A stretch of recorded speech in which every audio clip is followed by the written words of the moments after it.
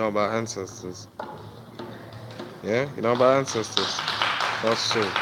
Realness. Asheo. Ashe! Just right. Yeah? That's how we get down. Black Eyes TV. Vibes in the spot. Yeah. Let's see what else comes out of camp. Yeah. The drums say more than the words. The drums speak. That's it. The drums rock.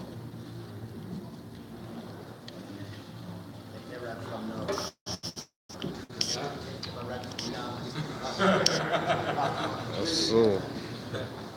Who else is there? Let me see who else is out there. That's all. Gather up the masses. To grab a drum. Pharaoh out there. Yeah, this is good. Take a break. Yeah, we're gonna vibes it up out here. Black Eyes TV, Ackland Village at the Black event. The drums are gathering. We're gonna do something nice. Libations to the ancestors. Yeah. Hear it. You see it? See what time it is out here. Yeah? Black August.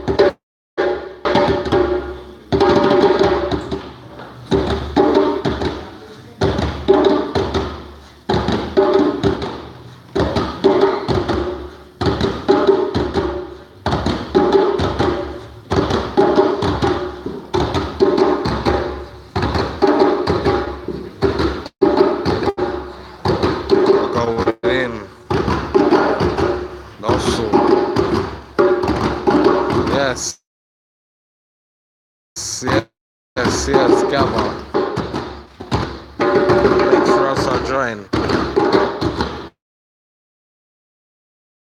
Black Eyes TV, shout the ancestors. Shout out to brother Patar. Shout out to brother Kaba. Shout out to brother Walker. Shout out. This rhythm is called Yakari, Yakari, from the Mali Empire. And this is the origin of swing. It's the origin of what we call jazz.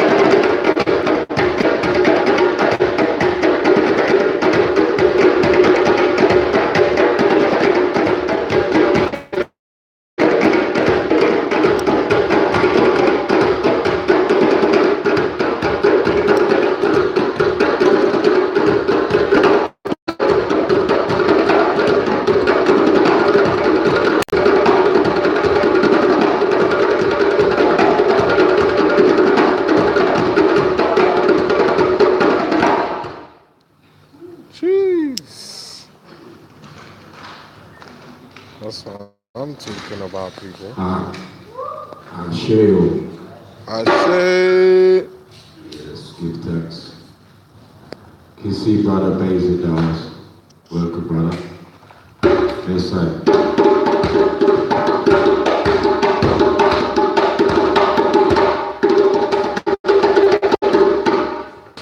I'm gonna give you one more rhythm and then we're gonna invite the brother to come forward. I think is that what's gonna share some information? Yes, sir. Give thanks, brother. Bless it. Your choice.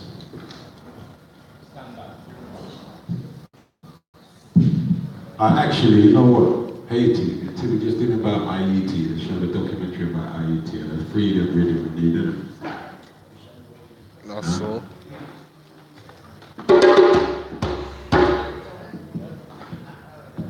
About it. No doubt.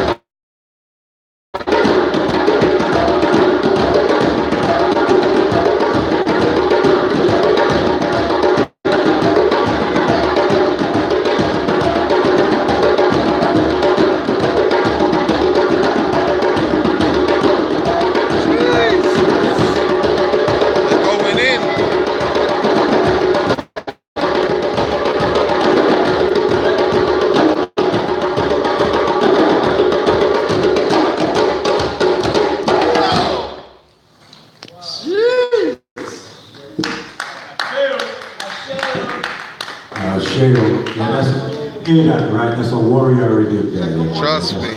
Like, that's when movements is going on, yeah? So that one there is for IET. We're reasoning about IET today, yeah? So bless up. So give thanks to the drummers for coming in and everything, the vibes and things. We're going to bring in the next brother now. We're going to give some reasoning with us. Long time, brother's been on, in and around the area and all around London, doing the works. You know, we've got very deep insight. Man came kind of before things hit this part with this shores, you know, with the warning and been doing the, I know we work hard over our side in Labra Grove as well, you know. I know you get enough fight as well. So we're back this zone here. Brother Bay, come forward, yeah, enough love. Bless you.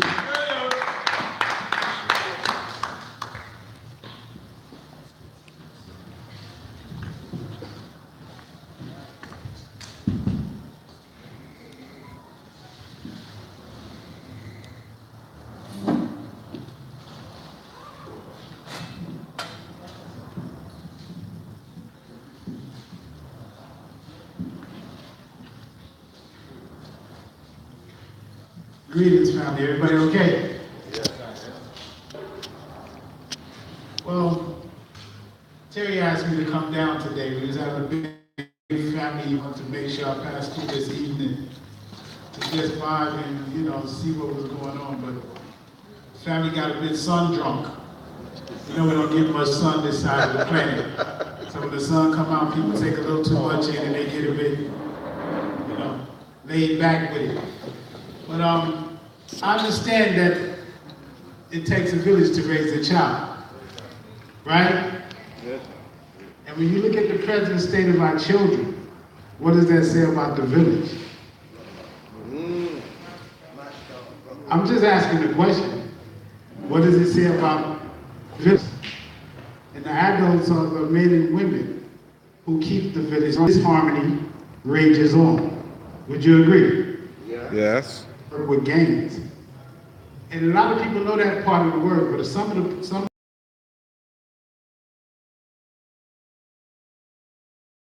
the work that takes place with the men and the women who produce the children.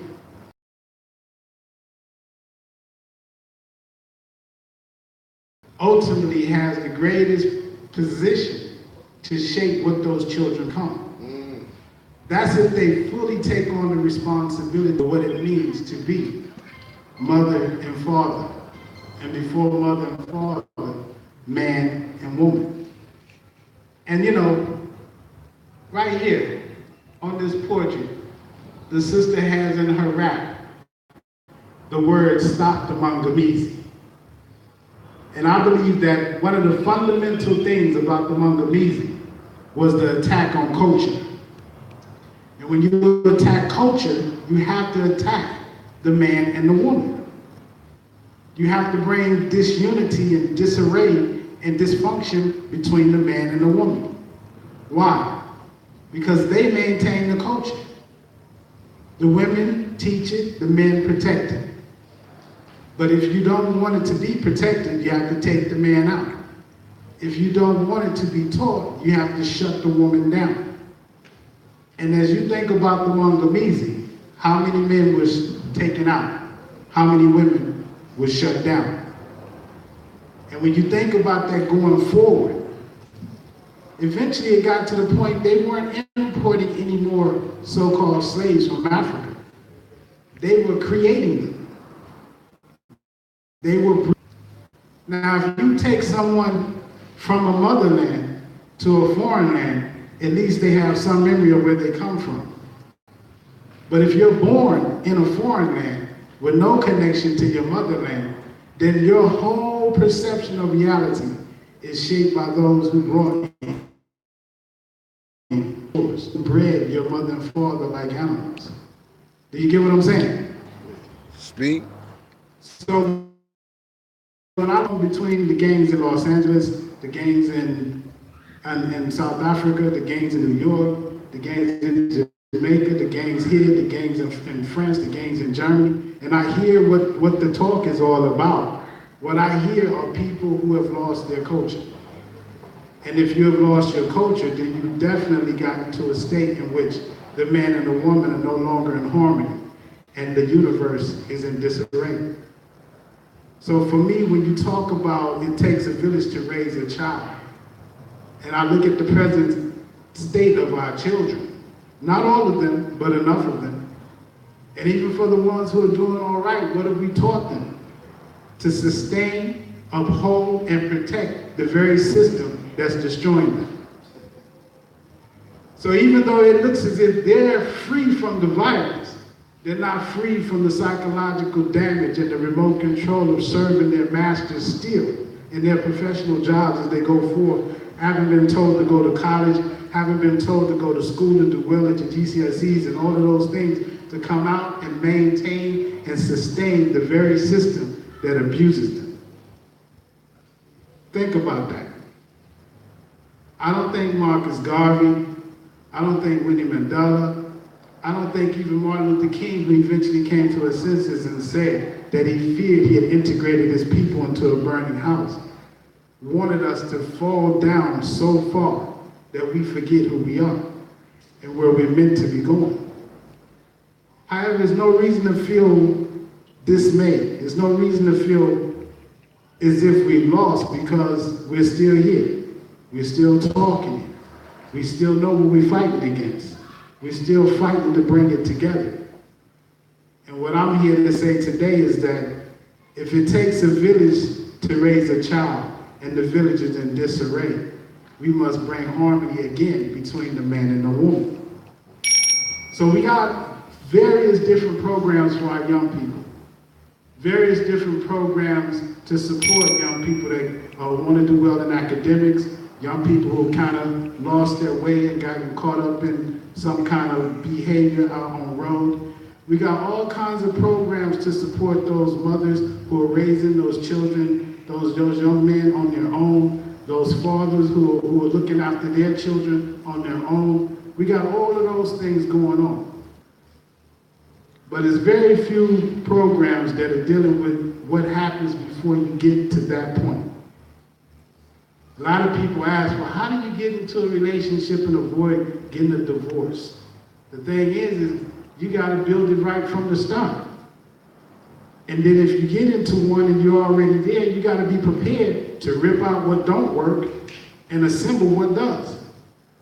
There is bad practice that continues to be passed on from one generation to the next. Am I lying? You're not lying. There are taboos and things we don't choose to want to talk about in our community. We kind of whisper about these things. The women talk about it when they get together in their spaces. The men talk about it when they get together in their spaces, but never shall the twine meet. They don't come together and integrate their knowledge and understanding. And you ask me, how do I know this? From 1995, when I first started doing the work with the relationships of those who produce young people who got caught up in violence, when I started working on the relationships of those who were shaping the minds of those who were still involved in violence in the community, when I was looking at the relationships, when I compelled the hearts of men and women who were hell-bent on destroying one another on the basis of relations to a game, and I asked them, well, what about the life you gave? What about the children you made? And I started to make them think about those things. It became clear to me that no one had really given us an understanding of what we actually were, or what it is we were actually doing.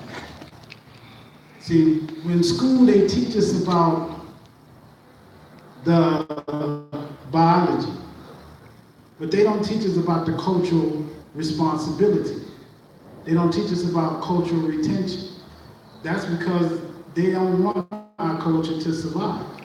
So they don't help us to understand how men and women relate to one another in the African context, and how the male and feminine energy are meant to complement one another. So when I look at what was playing out, men and women were producing children, and they were cohabitating and living together in one context. But when you look back, you find that a lot of the behavior, even though we left the plantation, however many years ago was still plantation behavior. Making children, raising them to a certain point, but even when we say raising them, what were we really doing? Food, shelter, clothing. Well, let's look at that in greater detail. Shelter provided by the government.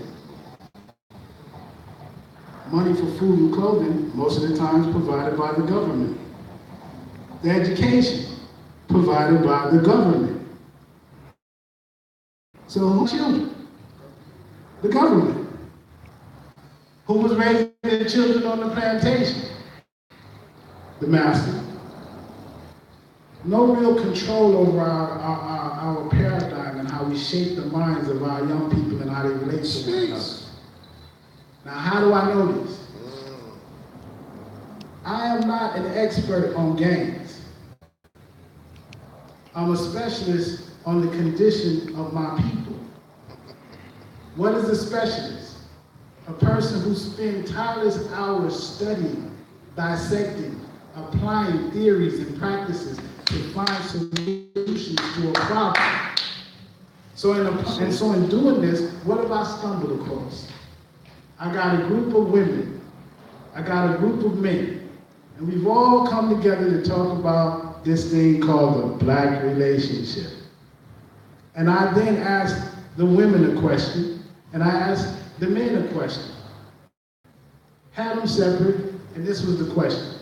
I said to the sisters, I want you to take this piece of flip chart paper, and I want you to write down what it was that taught you about the opposite sex, and what was the lessons they taught you. And I left the sisters to get on with it. I went to the brothers and I said, brothers, you know, the sisters doing their thing, but I gotta ask you a question. Who taught you about the opposite sex? And what was the lessons? What did you learn? And I left them to get on with it. After a few minutes or so, I come back to the group, and I asked the two groups to come together. I asked them, had they finished their tasks? And they said, yes. I asked, do you have someone that can represent your group? They said, yes. And I asked for the representatives to come forward. And I asked them to present their findings. Do you think they had similar information that complemented one another? I'm just asking, do you think that was it was? Nope. No. Nope. Each and every time I ask, in Africa, in Europe, here in the United Kingdom, every time I've asked that question of a group of black men and women, and they give me their answers, the answers never correlate.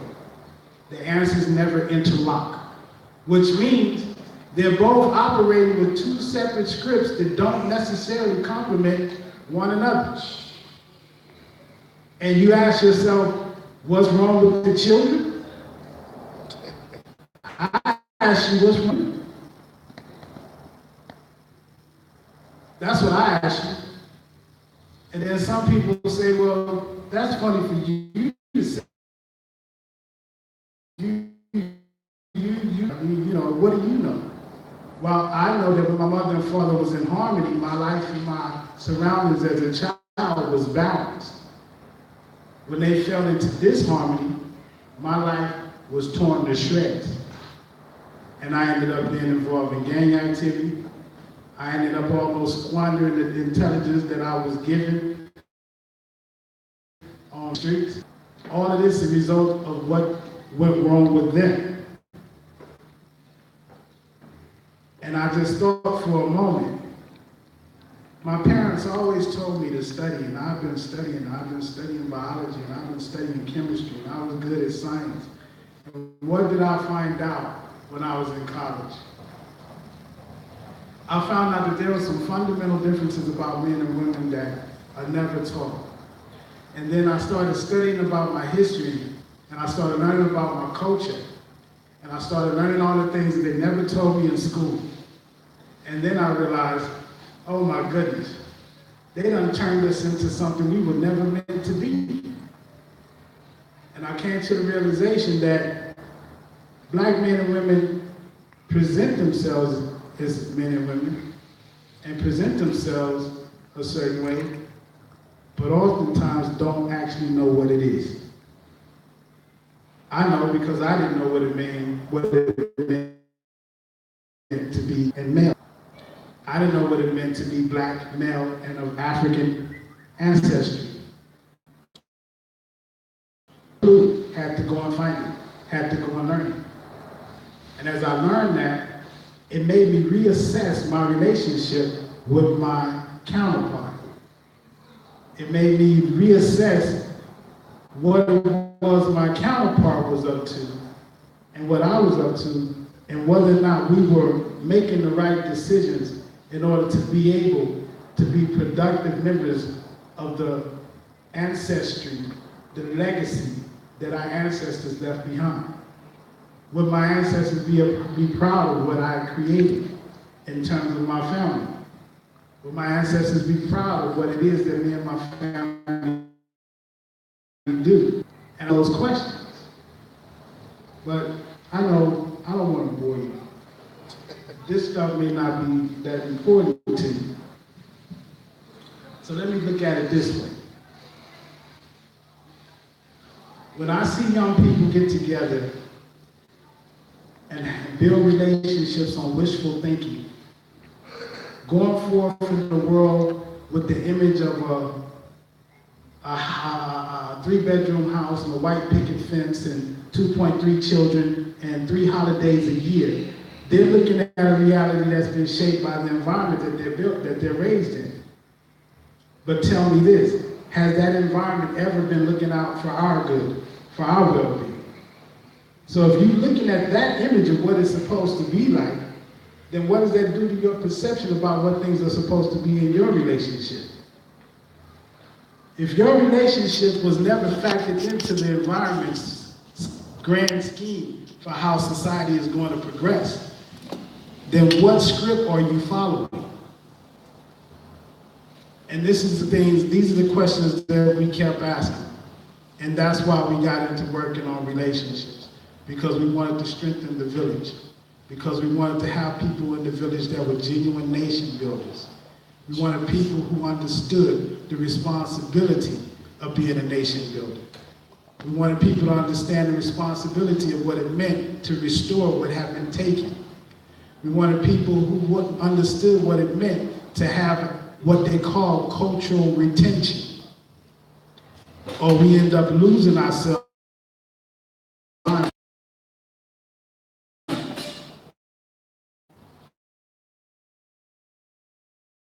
And this is like them around the violence and all of that.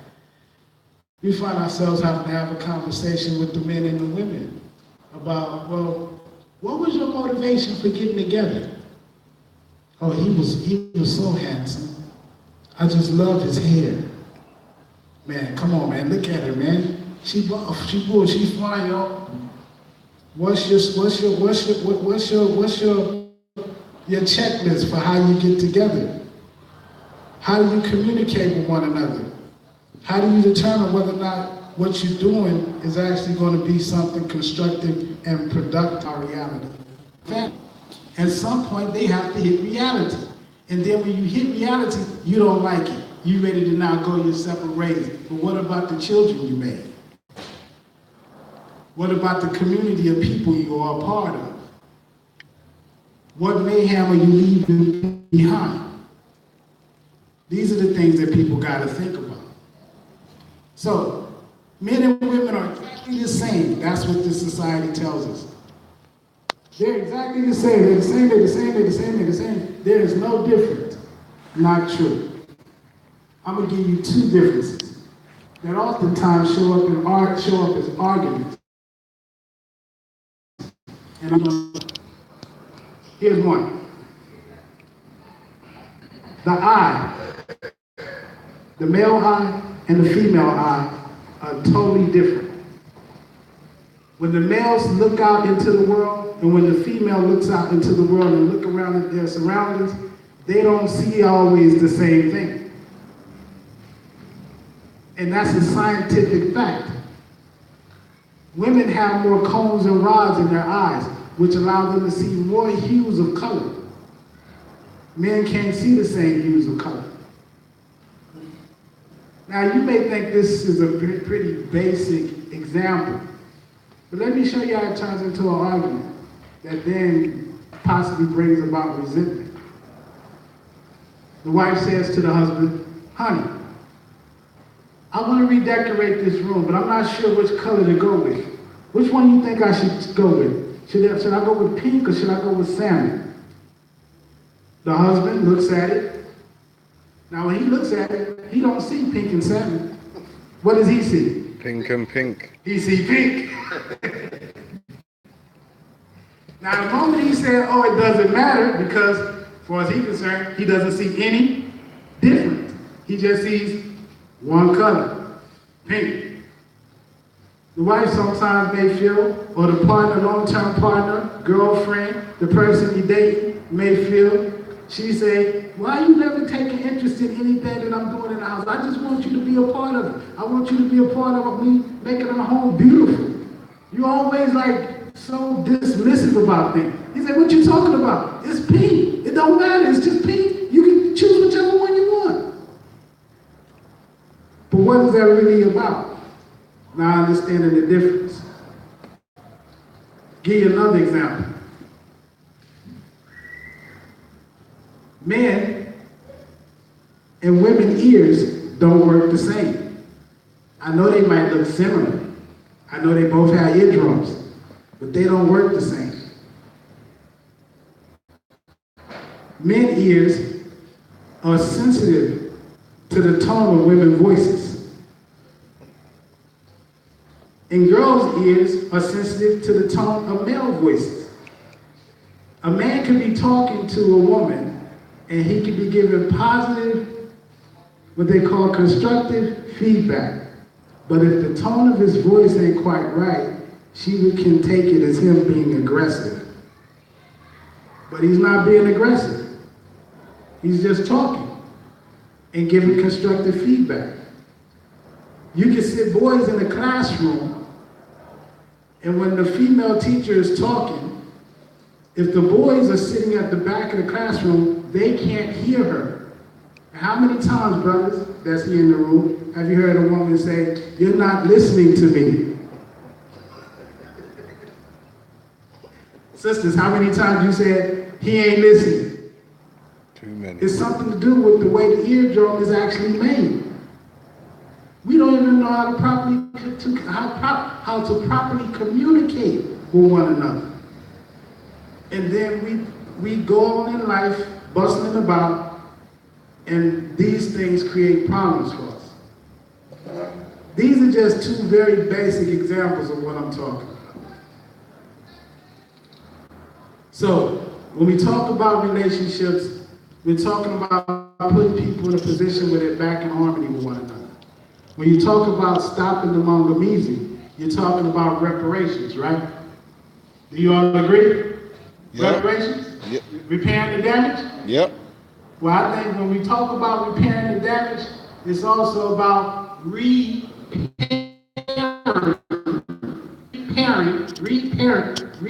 the male and the female, repairing them.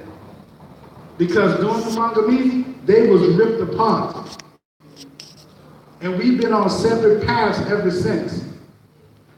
Although in the same orbit with one another, on separate paths. And where there is no harmony, only disharmony can rule the roost. And at this point in time in our history, we cannot afford to have any more disharmony. It's getting to the point that this stuff is becoming ingrained in our children. In Los Angeles, the Crips and Bloods culture has been around for so long and is so ingrained in the culture of young black people in Los Angeles and now across the United States, but mainly in Los Angeles that I'm speaking about today. You might as well say that their culture is as real as the culture of, let's say, the Kikuyu, the Akan, the Zulu, yeah, the Ewe, because that's how deep it goes. So what do you think is going to happen in London after 20 years of knife crime and violence? What do you think is going to happen here? Do you think your children will no longer recognize themselves as being from the Caribbean or being from Africa? Well, look what happened in the U.S. You done heard famous black people from the U.S., scholars, speakers, describe themselves as being black in America. Not black American, black in America. African in America. Not African American, but African in America. People just say, I'm African American. And then we got to the point that now a lot of them are just saying, I'm American. That was the Obama effect, by the way.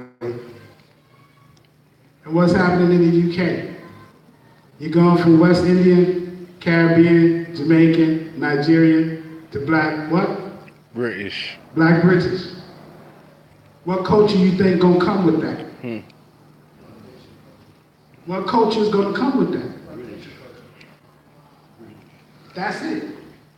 Because you gotta recognize is that black and British in the history of African heritage people is a double negative. The word black in the English language is negative, true or false? True. The history of the British, the Irish, the Scottish, and the English all joined together under Acts of Union by their government and reclassifying themselves as the British. The impact of the British upon the African existence on the planet, positive or negative? Negative. So if you call yourself black British, then what are you calling yourself? Negative black. Double negative.